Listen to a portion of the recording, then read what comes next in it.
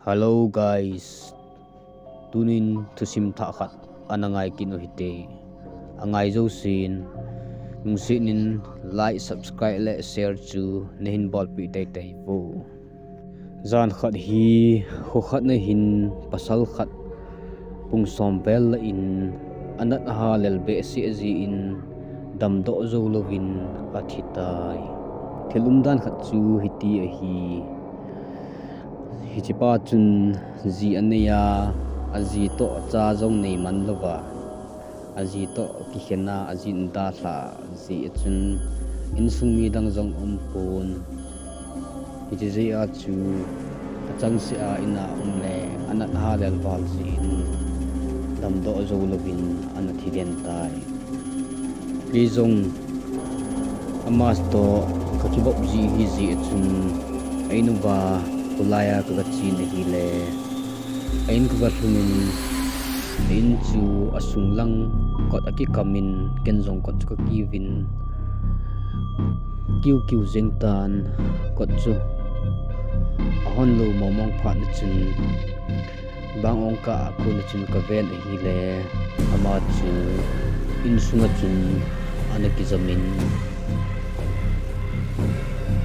hai lova in sunga ki sam chu bang ong ka aku na chu ga mo hi chi zo chom phat na chu ken zong bang ong ka aku na ka vet na in sunga chat lova ki zama thi ka mu pha na chun lungyal ji zong hetalo chun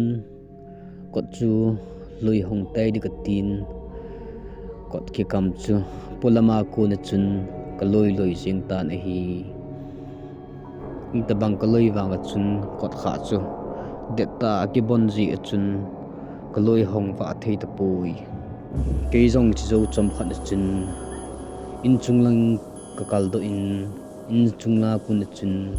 in sung su kalu tan kalu zo chom khan kot chu ko hongin Kaloipa chu ka tu in kami hli alomin kalung thim akami keizong hitia mi thi chu mo koi jeng thei hi lo phan chun kulung tan pha nin kaloi ho phone number ka nei chu call ka polin zan to hom pi ding in phone chun ka sei pi chu chun pungka khat pungka ni zowin kaloi hong chu in hung thlung bin ke hon zong thilong chu onin ka to mo vin in sunga mun khat na chun thingkong sun koi sun ita chun ke hon zong krem bo chu kaloi do vin krem chu kaloi hos to ka pe ovi hitia ke hon zong Kaloipa thilong nga to ko ma krom ka kap pum lai wa chun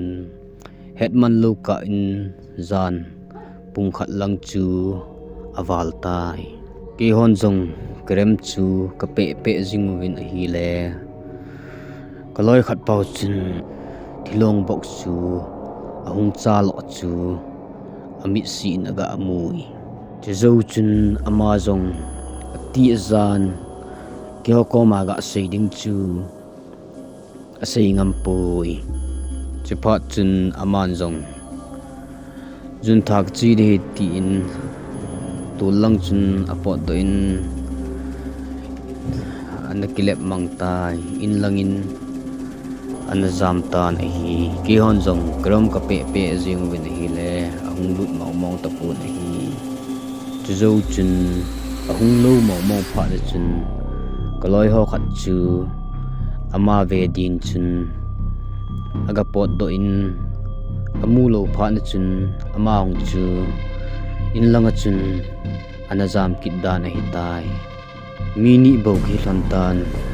keni jong karam ka chep ton lajin Kaloipa chun thilong chu keni langa hong ki hin phei chu aga amu phan chun ke kom leong chun sei lovin among cha ti zat wal pha na chun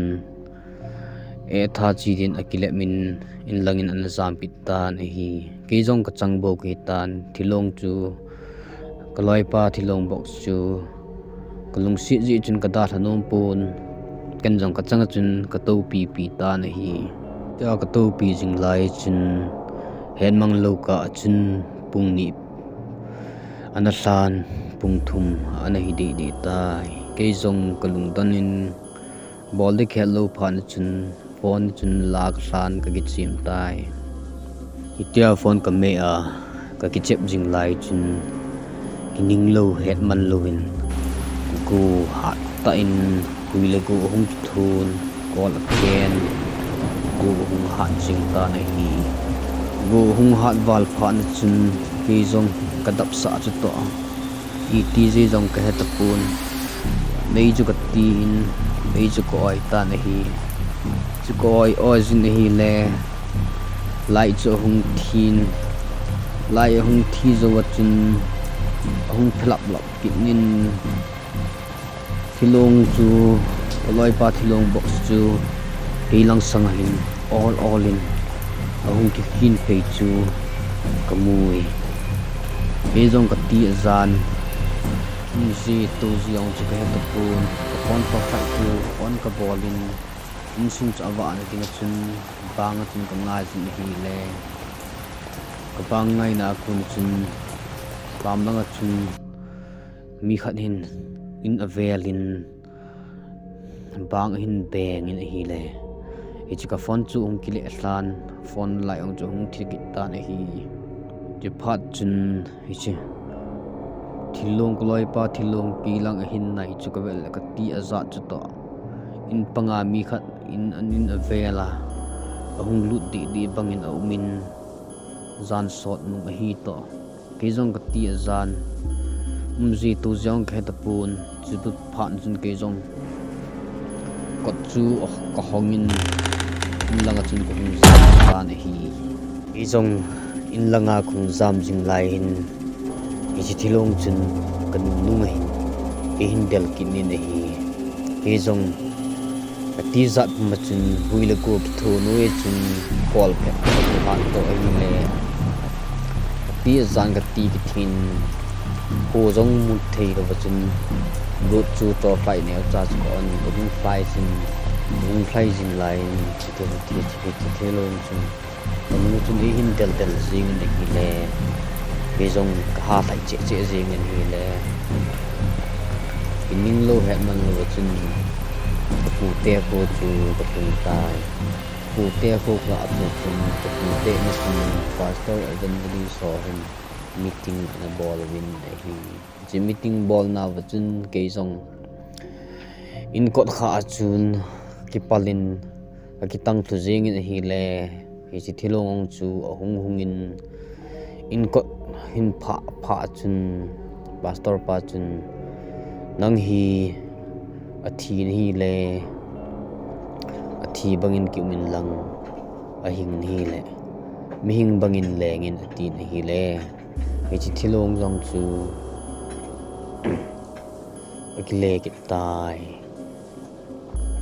hi chan chun thusim aki chai tai